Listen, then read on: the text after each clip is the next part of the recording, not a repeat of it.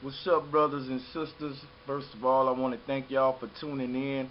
Second of all, I want to jump right into the subject. But this video is just in response to some questions I was getting concerning a picture that I posted on Facebook the other day.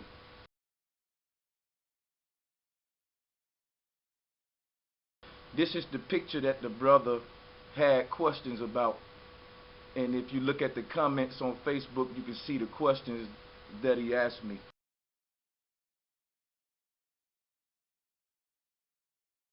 No disrespect. First of all, I want to say to that brother, thank you for the questions, because it gives me an opportunity to explain myself so you don't have any misconceptions about my spirituality or my beliefs or any of that type stuff. Basically, do I believe in God? What it is that if I say to somebody that I am a god, and that the woman is a goddess and the man is a god, to that person feel like I'm taking the place of Jesus. Or if you're Buddhist, you may think I'm taking the place of Buddha, or you may think that's blasphemy to call myself a god. So I basically want to explain that. You said, so y'all don't believe in the Almighty God who gave you life. Let me address that line first. For you to say that, it shows that your relationship with God is on a real basic level, and I say that respectfully. This is where I stand with that. See, what you don't realize is that there's a difference between believing in something and knowing something. For example, I don't believe 2 + 2 is 4. That'll be stupid if my son asks me, hey dad, what's 2 + 2? And I say, son, I believe it's 4. You know, because basically belief is something you do when you don't know. So I don't believe 2 + 2 is 4. I know 2 + 2 is 4. So for a person that believes in God, it's kind of sound like they unsure. And I'm going to give you an example of what I'm talking about. Scientists believe that there's life on other planets, but they don't stop right there. They launch a rocket to the other planet to see if life is really there. Now, when they get to that planet, if they see life on that other planet, when they come back to Earth, they're not going to say, we believe life is on that other planet. They're now going to say, we know life is on that other planet. So believing is something that you do until you know, until you figure it out. So we believe that there was life on another planet until we launched a rocket out there in space and we found out, hey, there's life out there on other planets. So there's no need to believe it anymore. We can now know it because we've proven it. That's just like in a court of law, you can believe that someone was the murderer. But when I present the evidence and I got your fingerprints on a pistol and the person's blood on your shirt, well, I don't have to believe you did it anymore. I know you did it now. So that's the difference between believing and knowing. The whole point of going to court for something is to get past believing it and to get to knowing it. So we go through all of these trials and present all of this evidence, so when we make our verdict, we can say, what's the facts? We don't never want to end on belief. And I make more lectures in the future just addressing the word belief itself, because that can go deep. But that was a pretty broad view and a long-winded view of my answer on do I believe in God. Basically, I don't believe in God. Basically, I know that there's a force that's greater than anything that we know of, that's responsible for everything that exists. See, I don't have to believe in this force, because when the wind blows, I know that there's a creator. When I see different planets in the solar system moving different patterns and not bumping into one another, or if you put a seed in the ground, it's an intelligence there that knows to grow a tree. So you don't have to believe that the tree will grow. If you put the seed in the soil and water it, the rules of nature said that you're going to get an apple tree or an orange tree or whatever seeds you planted. So you don't have to believe that if you jump right now that gravity is going to pull you back down to the earth, because no one has flown yet. We never saw a human that fly, and everything that does fly eventually come back down. So basically what I'm saying is you don't have to believe in certain stuff, and you'll be a fool to believe that there's a God. You should know there's a God. What I'm trying to show you is that I admire your ambition and everything, but there's degrees of knowledge that you might not be on. But after this video, hopefully we can at least get you to thinking different. Now, people who say, I believe in God, my question to them is, what sounds more better? What sounds more stable? I believe in God, or I know there's a God? You see, if somebody come to me when I'm in a time of need and I need help from my fellow brother, and I say, man, can you help me out because I'm really hurting? And that brother tell me, I believe I can help you. Well, I'm going to still keep on asking, because he's not sure. He said he believe he can help me. That means he's not really sure. He believe he can, but he can't be 100%. Now, if my other friend walk in the room and say, don't worry about it, Brother Sanchez, I know I got you. Here go the money right here. I just got to go get change for this 100. We finna walk right now. I know I got you. Which one you think I'm going to feel more comfortable trusting that they got me? The one who said, I believe I can help you, or the one who said, man, I know I got you. I know I got you. No doubt, bro, I got you. You see, belief is not the end result of anything. So anybody that base their religion upon belief is going to always be confusion, because anybody can have a belief. So when Christians come to me and they're talking about what they believe, none of that means nothing to me, because it doesn't matter what you believe. It only matters what you know. You can believe you're going to be successful, but if you don't know you're going to be successful, you're not going to be successful. So it takes more than belief. It takes knowing. And knowing is the root word of knowledge. Even if you're a Christian and if you embrace the Bible as the word of God, which is your prerogative, even in the Bible it says that the Lord God is an all-knowing God. It don't say in the Bible that the Lord God is an all-believing God. That'll mean we got a God that just really doubting itself, basically. It doesn't say that the Lord God is an all-believing God. It say that the Lord God is an all-knowing God. And if you want to be more like God in the Bible, or be closer to God, then you should start dealing with knowledge instead of belief. You see, because your car don't run off of belief. It run off knowledge. It run off science.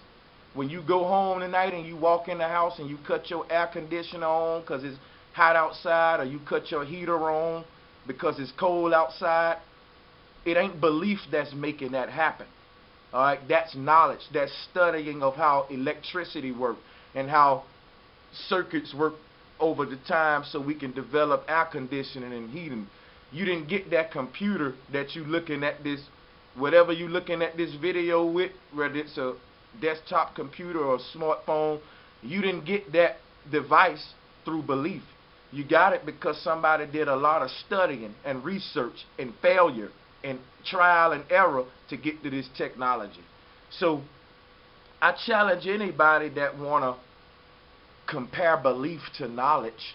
Only a fool would do such a thing. You never compare belief to knowledge. You can't compare the two, you know, because belief is something that you do on your journey to knowledge. But once you receive the knowledge, you no longer have to believe whatever it was you were seeking. You see. Now, some things you do have to believe. You know, there are some calls for belief. There's some times where you do have to believe, but what I'm saying is when it comes to the higher power, when it comes to the Almighty, I don't think there's nothing anyone should believe about God, because you should know that the Creator exists. You shouldn't believe that. You know, you shouldn't doubt anything about that. You should know that the Creator exists. So when you look at the sun, no one on earth made that. We can't say we made that. We don't even know how it was made. We know there's a higher power that does. So you don't have to believe in that higher power. You can know that that's the higher power that truly exists when you look at the sun, because something had to be responsible for something that awesome. So you don't have to believe that, you know, something higher than you made the sun. You can look at the sun, you know something bigger than you made the sun. So that's it. And I'm going to go to the next topic that you brought up. The next thing you said was, and you said, and since this presence has the ability to create human beings, meaning people, then that someone is capable of giving life to all things. There is an order to this universe and dimension that we don't even fully understand yet.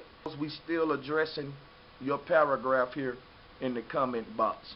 Now, you said that there's a order to the universe and dimension that we don't fully understand yet, right? Okay? Let me stop right there. You got to speak for yourself.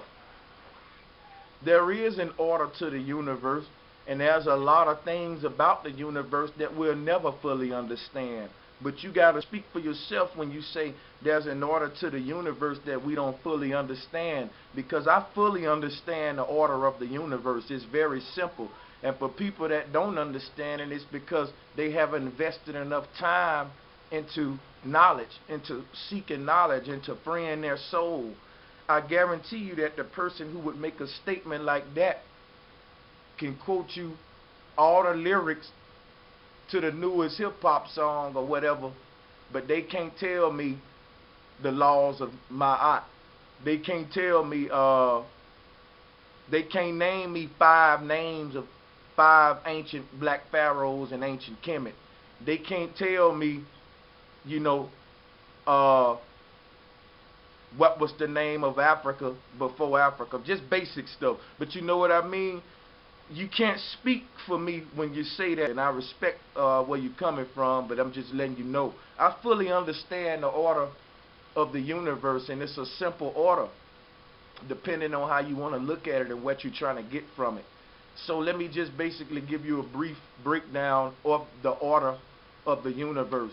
The order of the universe is simple. You're gonna get what you put out. You see, what you put out is what you're gonna get in return. Some call that the law of karma. In ancient Kemet, we call it Ma'at, M-A-A-T. Some people call it, you know, what goes around comes around. So, for example, if I put a seed in the ground, I'm gonna get a tree. So let me rephrase that. When I say that you get what you put out, you actually get more than what you put out, because you put a little bit of seed in the ground, but you get a big tree.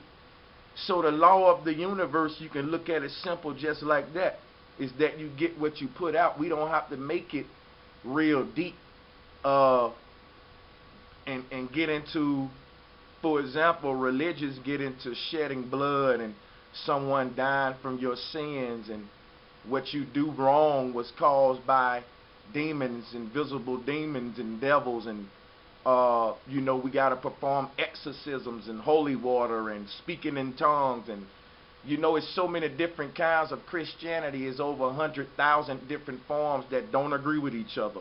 So that's what happens when you lose the simplicity of nature, which is simply respect all people and all things. Love people, man. Simply love. It's simple. When you're doing something wrong, you know in your heart you're doing it wrong. You got a consciousness. If we learn to listen to that consciousness, there'll be no need for religions. And not to disrespect anybody that's religious, but I challenge you to become more spiritual. I don't mean to be so long-winded, but I do want to be thorough in my responses. So you said that I don't understand the order of the universe. Yeah, there's a simple order to everything in nature. You got to simply respect nature, respect the planet, respect your body, respect your woman, respect your brother. You know what I'm saying? Respect yourself. Have love in your heart, you know what I'm saying, for the planet, for the nature. This simple stuff, you know what I'm saying, that I think if the whole world had, that the world would be a lot better, as opposed to everybody having their own different religions. Because what happens is now these different religions go to war.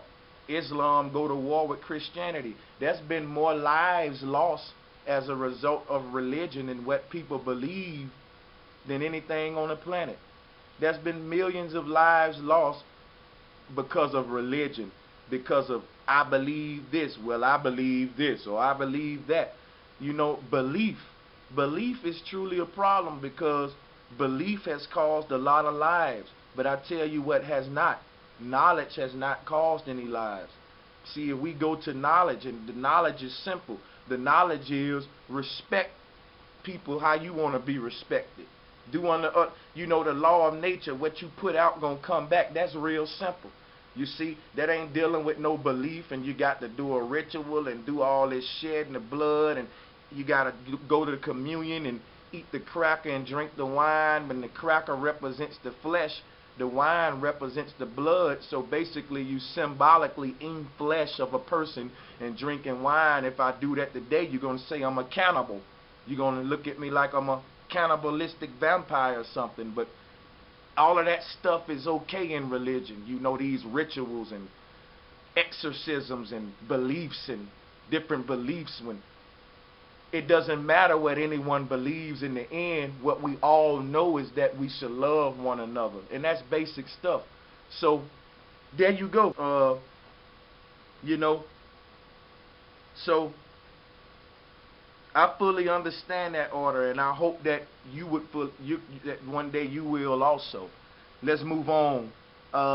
You also said that there is an order to the universe, you know, that we don't fully understand. But then you also said that there is one who does, because he handcrafted it according to what he saw fit. Now, let me address that.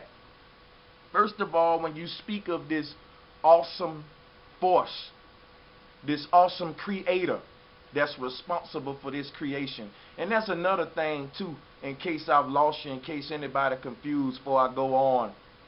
Earlier I told you that I call myself God. That's not blasphemy, people. There's plenty of gods. Jesus is a God. Buddha is a God. Allah is a God. There's so many different gods in the world today. Jesus is not the only God. When I say that I'm a God, I'm simply saying that one who comes from the Creator. Don't let me lose you. Listen, a God can be anything, people. If you're a crackhead, then your God is crack. Alright? If you're obsessed with money and all you can think about is money, then guess what? Your God is money. You know? Your God can be sex. You know, your God can be clothes and fashion. You know? So a God ain't nothing, basically. What we really need to pay attention to is the Creator. Okay? That's the difference between the Creator and a God. Okay, so if you serving a God, then automatically you're wrong. Okay, you should be serving the one true Creator. Alright, and this Creator can't be called a God, because God can be anything. A God can be anything. So we know that there's only one Creator that's responsible for this creation called the universe. Alright, this universe is a creation, and there's a Creator responsible for it. Alright, so there's a Creator that's higher than any God you can name to me. That's higher than Buddha, Allah, Jesus, any of these gods on this earth today. There's a Creator that's higher than all of them. And so, no, I don't believe in God. I know that there's a Creator. You see the difference? You see the difference?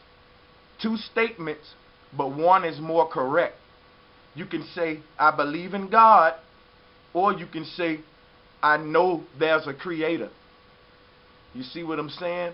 Now, let's speak on what you said here. One thing I want to point out is that you referred to this God as a he. No one knows whether God is a he or a she. But I will tell you this. What we see in nature is a female principle that's responsible in the creation of the life process. So even though the seed comes from the male, the seed is nurtured inside of the woman's belly for 9 months, and she has ultimate dominion over that seed, because when that seed is in her stomach, she has to eat right. She has to not use drugs. It's up to her. She has the fate of that seed.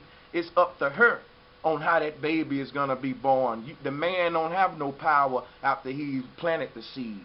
So the woman has control over that seed. If you look at the show on Maury, they have to try to figure out who the baby daddy is. But you never have to guess who the mama is, because it comes from her. You know, it's actually formed out of the fabric of her flesh inside of that womb. So life comes from the woman. And the whole process of creation is a feminine aspect. And the aspect of destruction is a male aspect. For example, you need them both. There's a balance there.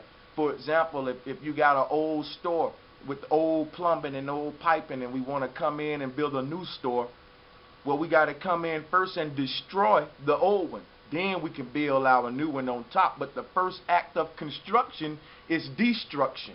And that's even shown when you look at the universe, how planets may collide into one another and crash. But from that, you get a whole new solar system. You see what I'm saying? A star explodes. But from the explosion, you get new solar system, new planets, even new stars. So everything goes together to bring balance here. Destruction and construction. So I brought that up just to say that we can't call this great force that created this great universe a he or a she, since this great force created both the he and the she. Simply because in that this great force created male and female, so it must be an entity that's above them both. You know, it has to be some kind of entity that's above male and female sexes. You know what I mean? Because, and we got to go by what we see in nature, because when we look at nature, we looking at God in action. You know, we didn't create the wind. We didn't tell the birds and the trees how to react to this environment. This creative force that's responsible for the universe is neither male nor female. If you say that it's female, guess what? You're singling God to one thing. All right? You're narrowing God. We can't say that God is all things, but then say God is a man. What that mean? No, God is a man, God is a woman, God is a tree, God is a bird, God is the water, God is the air, God is the fire, God is the moon. You get what I'm saying? We just can't say he, you know, because God is something higher than he. We're talking about a force that's omnipotent throughout the universe. There's no dimensions to this force, meaning that you can't measure God, because God is infinite.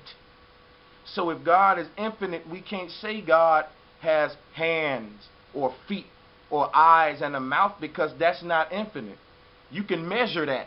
You can measure me right now. I'm 5'10", I weigh 150. If you say God has eyes, a mouth, and is a man, then that's something that can be calculated.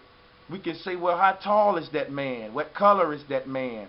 But the true creator doesn't have any attributes, because it is everything that there is, period. So this is how you got to get your mind to think. People, the problem is our whole concept of God is wrong.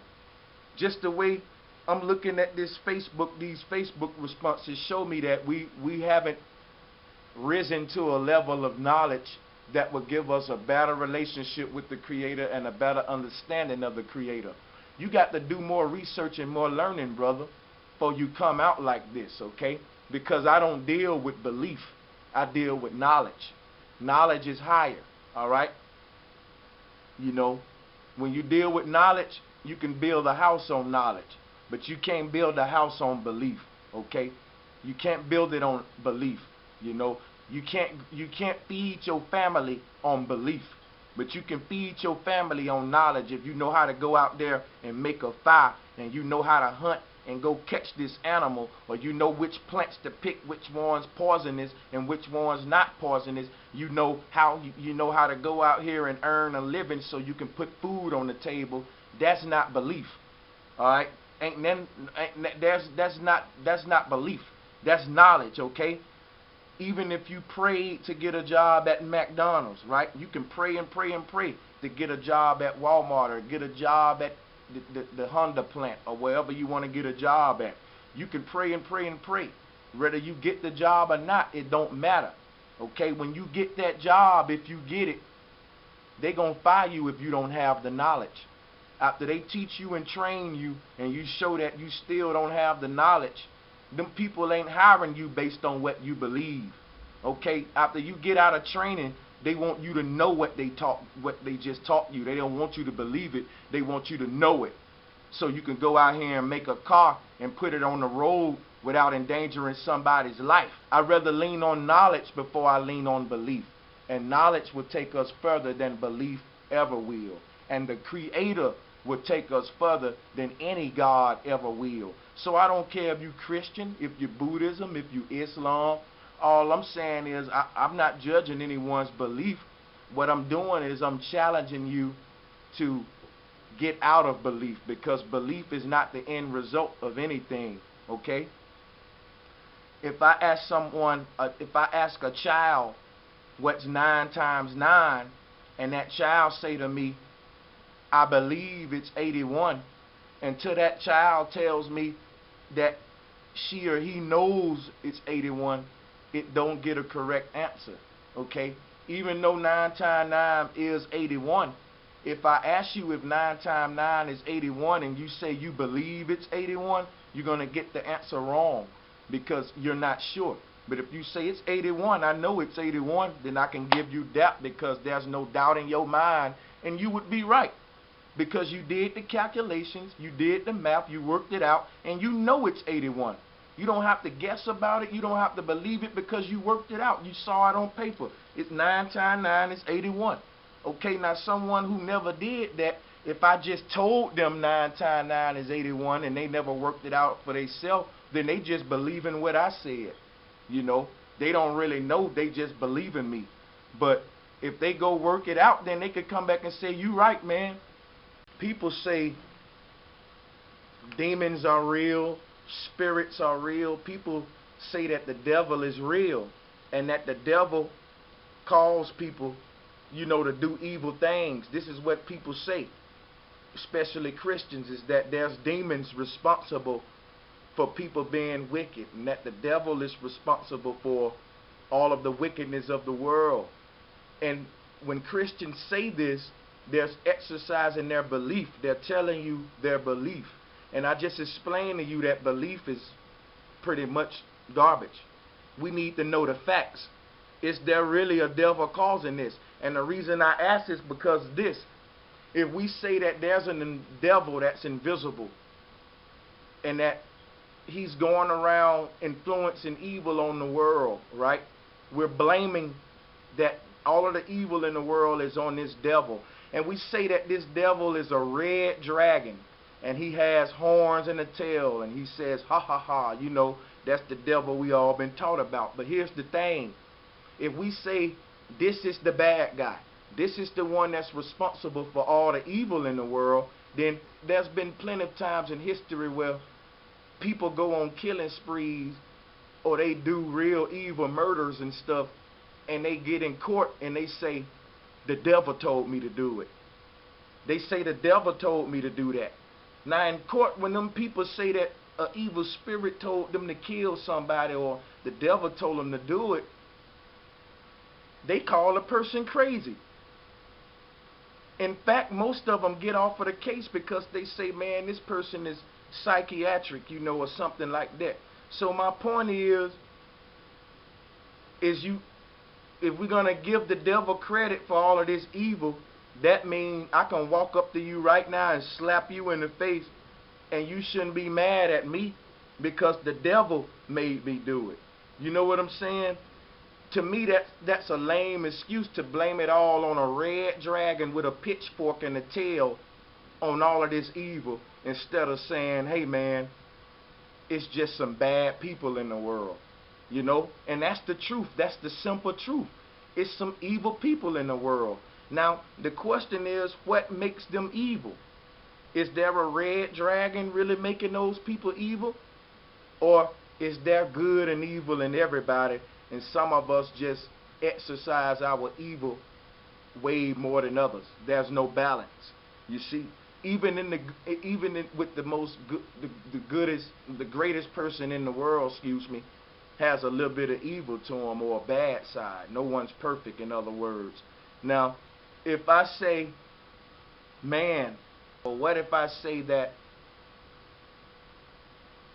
okay, I came down with a sickness that made me lose my job, and it put me out on the street.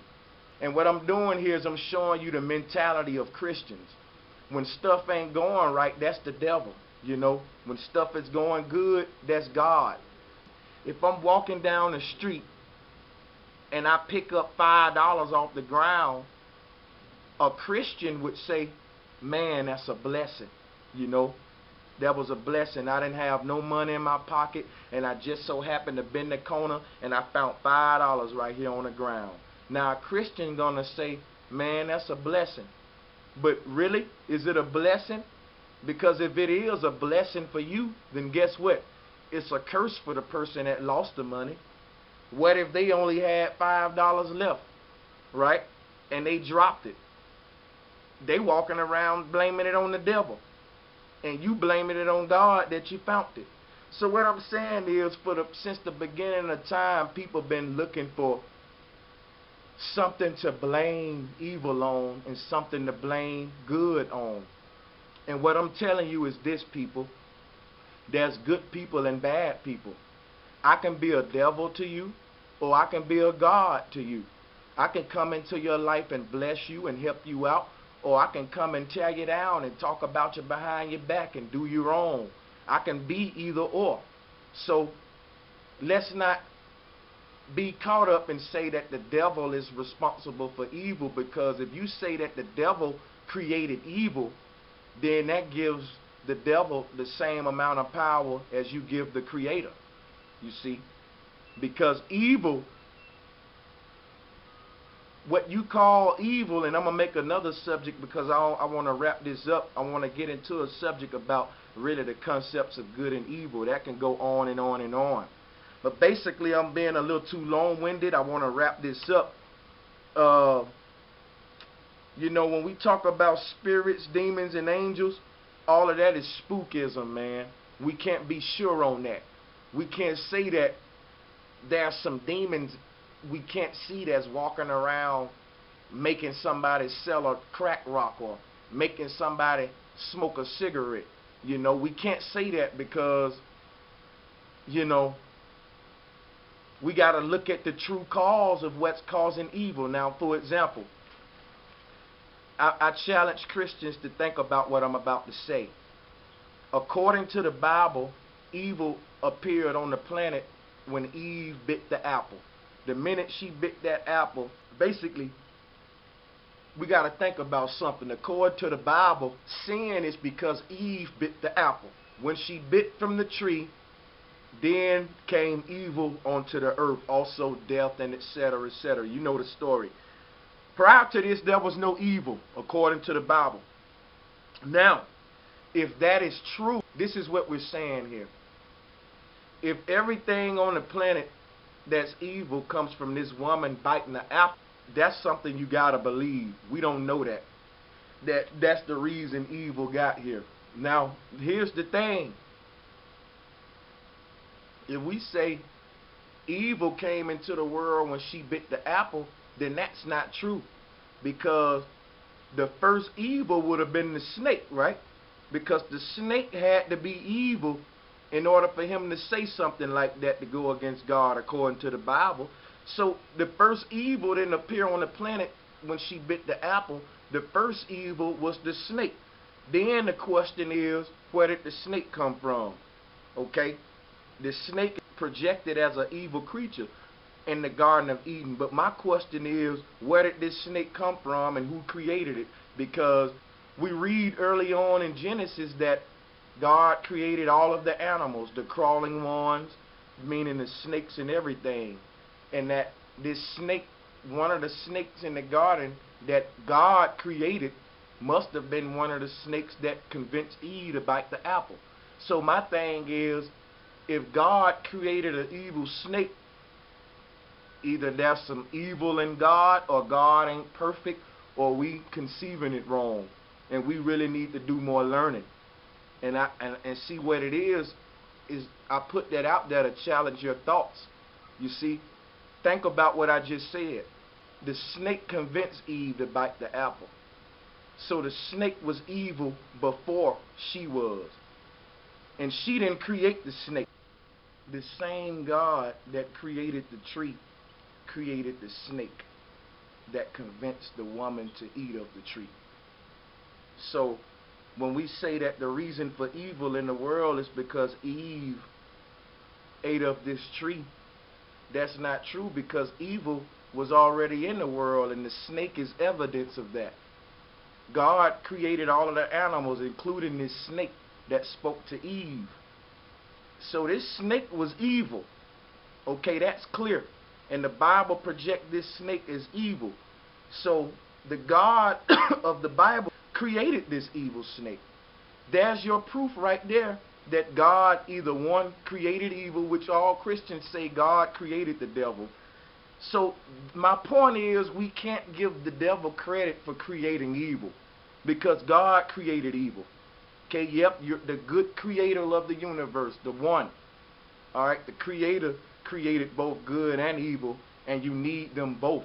Just like I explained to you, you need destruction and construction, because you have to tear the old building down to build a new building.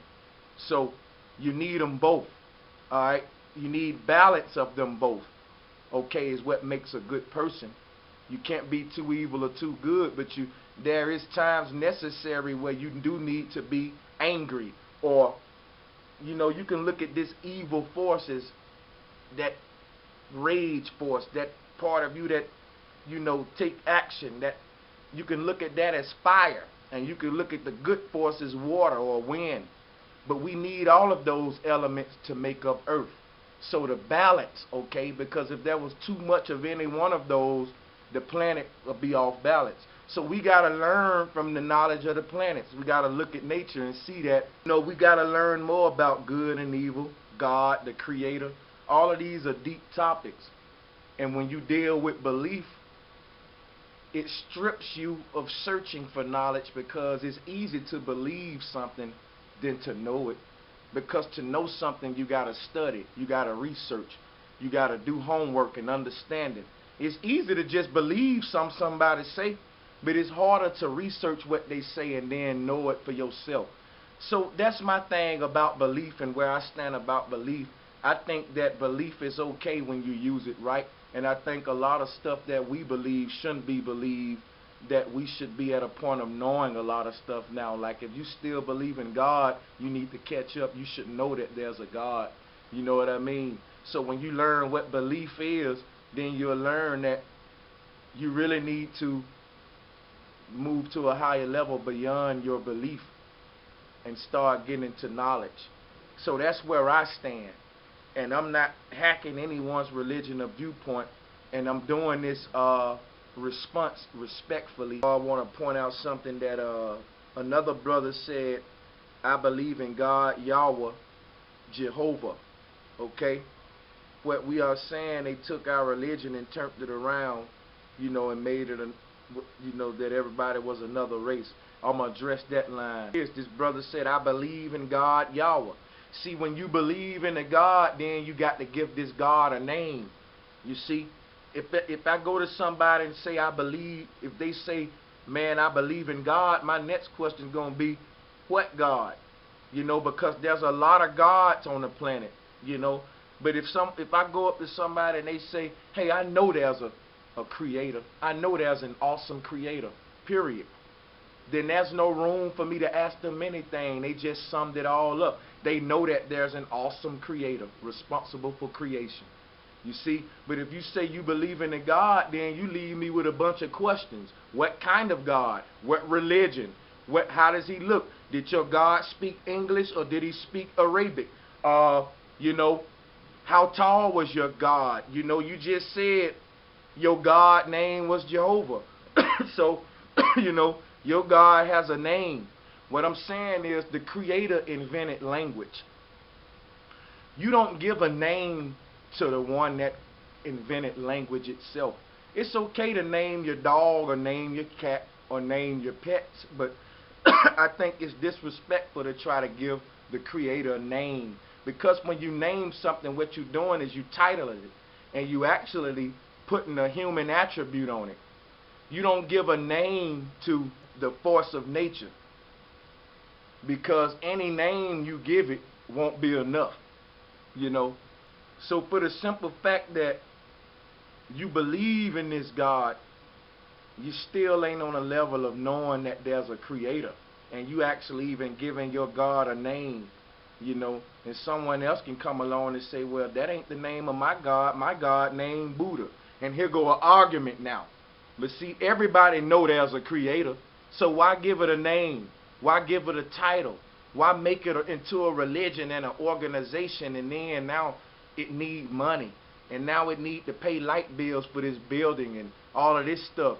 You know, you go to some of these ghettos, the only beautiful thing in the community is the church. The big old $1 million church in the middle of it all, sucking the people dry. You a slave to what you believe, and only the truth can set you free. What's the truth? Knowing, knowledge.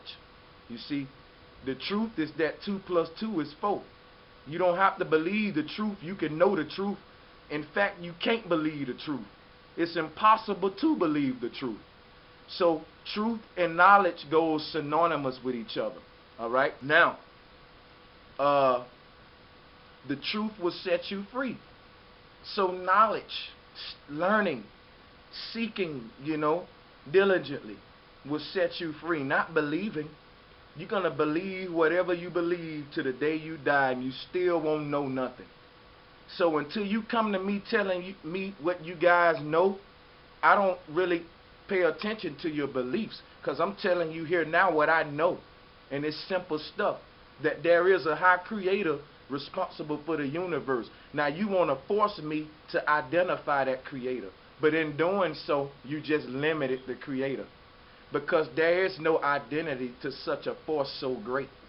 You know, there's no dimensions or sizes or shapes to it. There's just an awesome force that simply is, okay, all things. All right, and really to be marveled, and I give praise to that high force. You know, I don't give it a name. You know, I don't want to be too long-winded. There's plenty more videos that I got coming in the future where I'm gonna really address more stuff in detail and show more pictures and stuff, and really enlighten y'all on some real deep stuff. I'm talking about concerning your spirit, concerning your soul, your mind, concerning the universe, concerning different dimensions. Just a bunch of stuff that not popular, you know. That's not popular today. So with that being said, I'm gonna wrap it up. I hope I addressed everybody. I appreciate everybody for listening and exercising patience, giving me your time and your ear, and trying to understand where I stand on it, because one thing that I don't like is to be misunderstood. So I hope I made it clear to you brothers where I stand on it, and I address your misconceptions. And as I wrap it up here, stay tuned. I'll be giving more videos here shortly. uh, concerning God versus the Creator and believing versus knowing. I'm going to dig more deep into that as we go on, so make sure y'all subscribe. Don't miss out on none of this good information, because it's given to you uncut. It's not given to you in a suit and tie. And you know, I do everything you guys do, except that I love my people. I honestly, sincerely just wish that nature and everything that exists was the way that truly is supposed to be. And I do know that man has a part in the fate of reality, what we see today. And that man need more knowledge of his spirituality. And religion has kept us in darkness for a long time. And so that's where I stand. I'm not hacking people that's religious, and I just hope that you'll give me the same respect. And like I said, thank you for listening. Go ahead and subscribe, and make sure you get in the comment box and give me your viewpoint. Excuse me.